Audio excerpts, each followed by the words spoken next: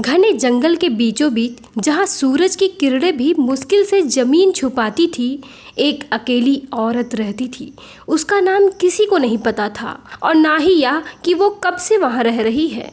लेकिन एक बात हर कोई जानता था, उसे किसी बात का डर नहीं लगता था। रात के अंधेरे में जब जंगली जानवर भी अपने ठिकानों में दुबके रहते थे, वो बिना किसी फिक्र के जंगल में घूमती थी। उसकी आंखों में अजीब सी चमक थी और उसके चेहरे पर हमेशा एक शांत मुस्कान। उस औरत के बारे में कहानियां दूर दूर तक फैली थी। लोग उसे बनवासनी कहते थे और उसकी रहस्यमय जिंदगी के बारे में जानने के लिए उत्सुक रहते थे। दूर दूर से लोग उसे देखने आते थे, यह उम्मीद लिए कि शायद वे उस तक पहुंच जाएंगे। लेकिन जंगल का रास्ता इतना घना और उलझा हुआ था कि कोई भी उसके निवास स्थान तक पहुंच नहीं पाता था। हर कोई नाकाम हो जाता था और लोग हार मानकर लौट आते थे। जैसे जैसे समय बीतता गया, बनवासिनी के बारे में कहानियाँ और भी अजीब होती गई। कुछ लोग कहते थे कि वो बिना कपड़ों के रहती है और उसके पैर उल्टे हैं, जैसे किसी प्रेतनी के होते हैं। कोई उसे वन देवी मानता था जो जंगल की रक्षा करती है, तो कोई उसे एक पिशाचिनी कहता था जो जंगल में भटकने वालों का खून पी जाती है। इन कहानियों ने लोगों के दिलों में वनवासिनी के बारे में जानने की लालसा और भी बढ़ा दी थी। लोग डरते भी थे, पर उनकी उत्सुकता उन्हें बार बार उस घने जंगल की ओर खींच लाती थी। इन्हीं कहानियों से प्रेरित होकर एक दिन 12 साल का सौरभ जंगल की उस रहस्यमयी वनवासिनी से मिलने निकल पड़ा।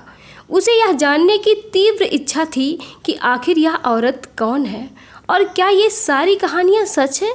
अपने माता पिता को बिना बताए वो अपने दोस्त 12 साल के अमन के साथ घने जंगल में घुस गया। दोनों दोस्त 4 दिनों तक जंगल में भटकते रहे। उन्हें कई जंगली जानवर दिखे और हर बार वे छिप जाते थे। रात को वो पेड़ पर गुजारते थे ताकि जानवरों से सुरक्षित रह सकें। जब भूख लगती तो वो पेड़ों पर लगे कोई भी फल तोड़कर खा लेते थे। उनकी हिम्मत और उत्सुकता दोनों ही अपने चरम पर थी। उधर गांव में सौरभ और अमन के माता पिता का बुरा हाल था। उन्होंने अपने बच्चे को हर जगह ढूंढा, गांव के कोने कोने में छान मारे, पर कहीं उनका पता नहीं चला। जैसे जैसे दिन बीतते गए, उनकी चिंता डर में बदलती गई। उन्हें आशंका होने लगी कि उनके बच्चे शायद उसी रहस्यमय जंगल में चले गए हैं जहां बनवासिनी रहती है। गांव वाले ने भी इस बात पर सहमति जताई कि बच्चे जरूर उस पिचासनी के चंगुल में फंस गए होंगे और उसने उन्हें मार डाला होगा।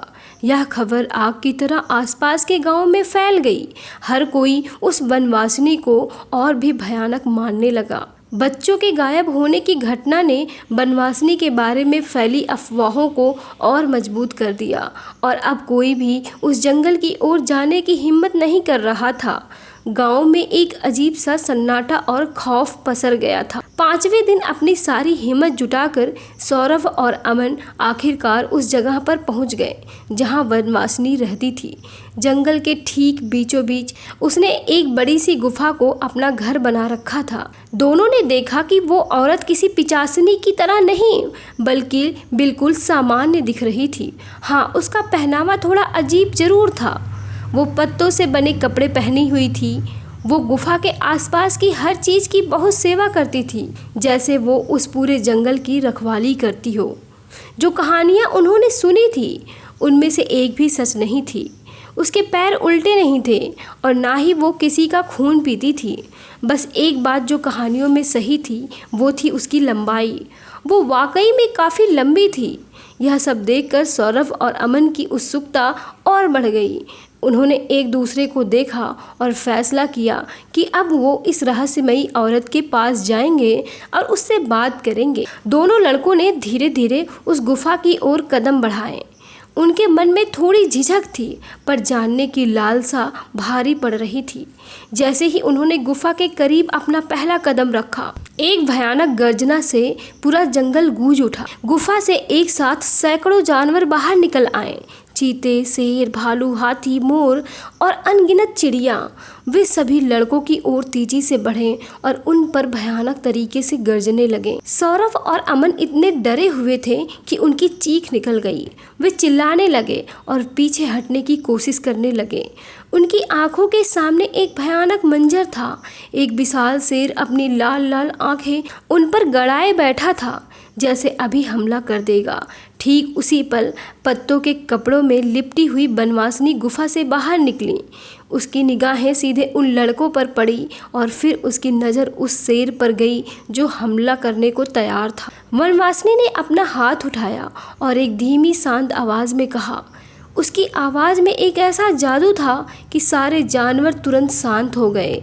शेर ने अपनी आंखें लड़कों से हटाई और बनवासनी की तरफ देखा, जैसे उसके आदेश का इंतजार कर रहा हो। बनवासनी लड़कों की ओर बढ़ी। उसके चेहरे पर वही शांत मुस्कान थी। उसने पूछा, बच्चों, तुम इतनी दूर तक इस खतरनाक जंगल में कैसे आए और तुम मुझसे क्या चाहते हो? सौरभ ने हिम्मत करके कहा, हमने आपके बारे में बहुत सी कहानियाँ सुनी हैं। लोग कहते हैं कि आप खून पीती हैं, आप एक पिशाचिनी हैं और आपके पैर भी उल्टे हैं। बनवासनी ने उनकी बात सुनी और मुस्कुरा दी। एक गहरी सांस लेते हुए उसने कहा, बेटा, ये सब तो किस्मत की बात है। लोग कुछ भी कहें, उससे क्या फ़र्क पड़ता है। बनवासनी ने अपनी कहानी शुरू कर दिया। उसकी आवाज़ में दर्द था पर आंखें शांत थीं। जब मैं बहुत छोटी थी तभी मेरी शादी हो गई थी, लेकिन कुछ ही समय बाद मेरे पति की मृत्यु हो गई। मेरी कोई संतान भी नहीं थी। उसकी आवाज़ में उदासी थी। मैं सिर्फ 16 साल की थी जब मेरी शादी एक और व्यक्ति से करा दी गई, लेकिन दुर्भाग्य से उसकी भी मृत्यु हो गई। उसने एक लंबी सांस ली। इस घटना के बाद पूरा समाज मुझे कुलच्छनी कहने लगा। लोग मुझे देखते ही रास्ता बदल लेते थे, जैसे मैं कोई अपशगुन हूँ। कोई अपनी गोद में अपने बच्चे को भी नहीं लेने देता था। उन्हें डर था कि कहीं मेरा साया उन पर न पड़ जाए। कुछ दिनों बाद मेरे इकलौते भाई की भी मृत्यु हो गई। इस घटना ने मेरे माता पिता को भी यही यकीन दिला दिया कि मैं सच में कुलच्छनी हूँ। उन्होंने मुझे घर से निकाल दिया। समाज तो मुझे पहले ही ठुकरा चुका था। बनवासनी की आंखों में नमी थी पर उसके चेहरे पर कोई शिकायत नहीं थी। उसने बताया, एक दिन मैं इसी जंगल के रास्ते से कहीं जा रही थी, तभी कुछ लोगों ने मुझे घेर लिया और मेरे साथ हैवानियत करने लगे। उसकी आवाज़ कांप उठी पर उसने खुद को संभाला। ठीक उसी पल इस जंगल के जानवरों ने उन लोगों पर हमला कर दिया और उन्हें मार डाला। मैं वहाँ से बचकर निकली और इसी गुफा में आकर छिप गई थी। बनवासिनी ने अपनी बात खत्म की। उसकी आंखों में कृतज्ञता थी। जैसे ही उसने अपनी कहानी खत्म की, जो जानवर पहले उन लड़कों पर गुर्रा रहे थे वे थोड़े दूर जाकर बैठ गए, मानो वे उसे जानते हों और उसकी बात सुन रहे हों। सौरभ और अमन ने देखा कि शेर, चीता, भालू, हाथी, मोर और चिड़िया सभी शांत से बैठे थे, जैसे वे उसके पालतू हो। बनवासिनी ने आगे कहा, तब से मैंने इसी जंगल को अपना घर बना लिया। ये जानवर मेरे परिवार हैं और मैं इनकी रक्षा करती हूँ। उसने एक गहरी सांस ली।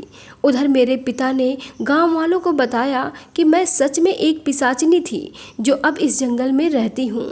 बस तभी से लोगों ने मेरे बारे में तरह तरह की कहानियाँ गढ़ना शुरू कर दिया।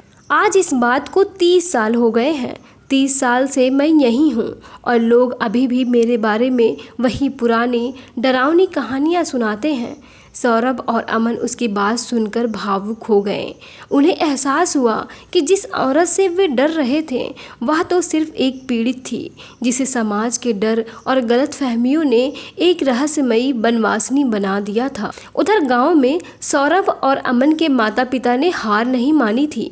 उन्होंने पुलिस से मदद मांगी और कई गाँव के लोगों को इकट्ठा करके एक बड़ी खोजबीन की टीम बनाई। बच्चों को ढूंढने की उम्मीद में वे सभी जंगल की ओर चल पड़े। आकाश में एक हेलीकॉप्टर भी मंडरा रहा था, जिससे ऊपर से जंगल की छानबीन की जा रही थी। पूरी पुलिस टीम गांव वालों के साथ उस घने जंगल में घुस गई। जैसे ही वे उस गुफा के करीब पहुंचे जहां बनवासनी और बच्चे थे, पुलिस ने उस पूरे इलाके को चारों ओर से घेर लिया। अचानक गुफा से वही सैकड़ों जानवर बाहर आ गए। शेर, चीते, भालू, हाथी और अन्य जंगली जीव जो वनवासिनी के साथ रहते थे, वे सभी गुर्राते हुए पुलिस की ओर, गांव वालों की ओर आगे बढ़े, मानो अपने घर की रक्षा कर रहे हों। जानवरों को इतनी बड़ी संख्या में देखकर पुलिस घबरा गई।